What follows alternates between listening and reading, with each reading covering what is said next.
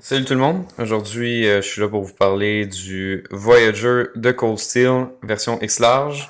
Lame, c'est le Clip Point. Euh, c'est un très gros couteau. C'est un couteau de combat d'après moi ou d'utilité pour le bois.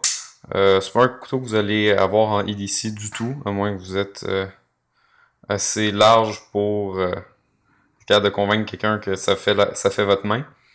Euh, Dans le fond, on a une longueur totale de 12,25 pouces, 5 pouces et demi de lame, un beau balai là-dessus. Le poids, 7,2 onces. C'est assez lourd, ça commence à être lourd pour un couteau. Il est assez bulky aussi le couteau, il est assez large, je sais pas si vous voyez par rapport à mon pouce.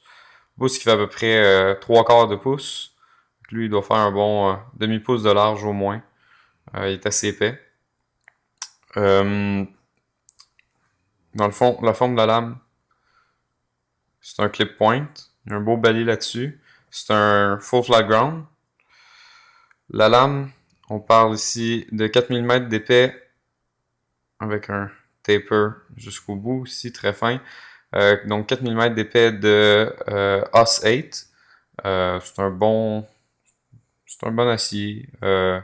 C'est pas le meilleur que vous allez avoir, mais ça prend un bon petit tranchant assez rapidement. C'est mince le tranchant que vous pouvez aller chercher.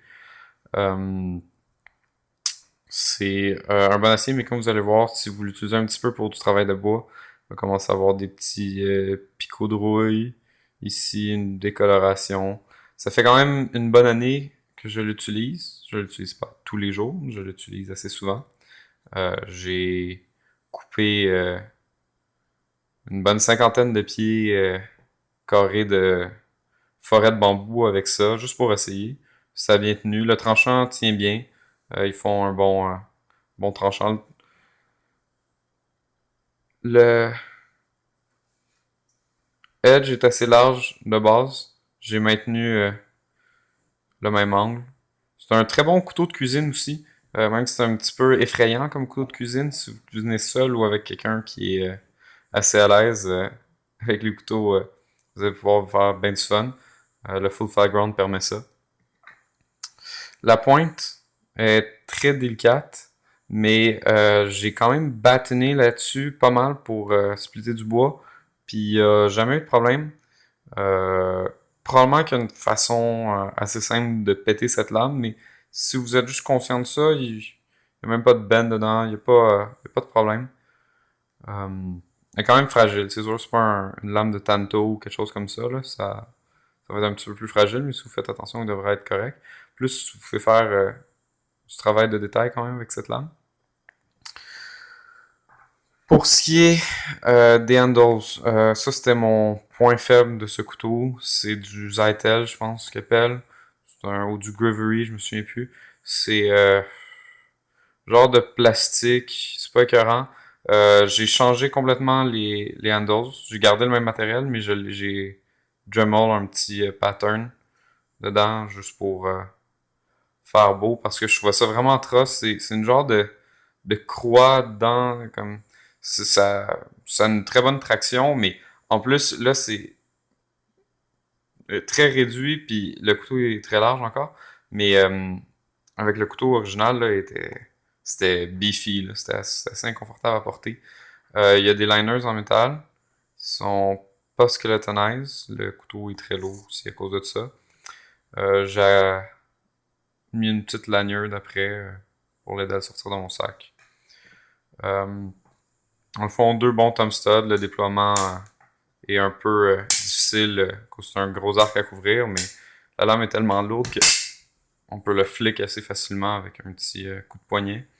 Euh, Dans le fond, un bon gros pivot. Il y a deux washers. Vous voyez ici, ça commence tout à rouiller. Même si j'ai réussi à... J'essaie d'entretenir mes couteaux, mais quand même, ça rouille assez facilement. Euh, il y a deux washers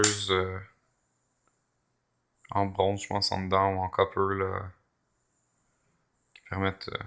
il y a pas de jeu dans la lame. Je l'ai resserré plusieurs fois, mais il y a aucun jeu dans la lame. C'est quand même un triad lock. C'est pas mal le plus solide que vous allez avoir.